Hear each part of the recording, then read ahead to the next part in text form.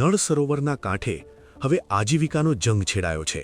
અમદાવાદના બાવળા તાલુકાના દુર્ગી ગામે આજે પઢાર સમાજના 12થી વધુ ગામના હજારો લોકો એકઠા થયા। કારણ છે હાઈકોર્ટની એ ટકોર, જેના કારણે પેઢીઓથી નળ સરોવર પર નભતા પઢાર આદિવાસી સમાજ સામે હવે ભૂખમરાની ભીતિ સેવાઈ રહી છે।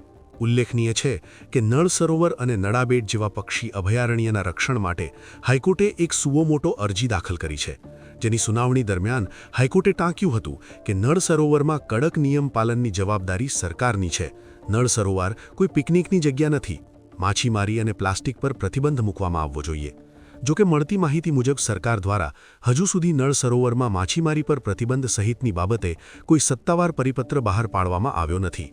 કોંગ્રેસના પૂર્વ જિલ્લા પંચાયત સદસ્ય બાબુ પઢાર સાથે ટેલિફોનિક વાત કરતા તેમણે પણ આ વાતની પુષ્ટિ કરી હતી, પરંતુ સાથે એ પણ જણાવ્યું હતું કે વન વિભાગના કર્મચારીઓ 12 ગામના લોકોને માછીમારી કરતા રોકી રહ્યા છે, જેથી તેમની આજીવિકાને મોટા પાયે નુકસાન થવાની ભીતિ છે। જેના વિરોધમાં આદિવાસી પઢાર સમાજના લોકો, જે માછીમારી અને સરોવર સંબંધિત અન્ય વ્યવસાય સાથે સંકળાયેલા છે, તેમણે વિરોધનો સૂર રેલવ્યો છે, જેને લઈ 12થી વધુ ગામના લોકો દુર્ગી ગામે ઝૂંપાડી માતા મંદિરે ભેગા થયા હતા અને ધંધા રોજગાર ઉપર અસર પડે તો તેની સામે છેક સુધી લડી લેવાના મૂડમાં જોવા મળ્યા હતા।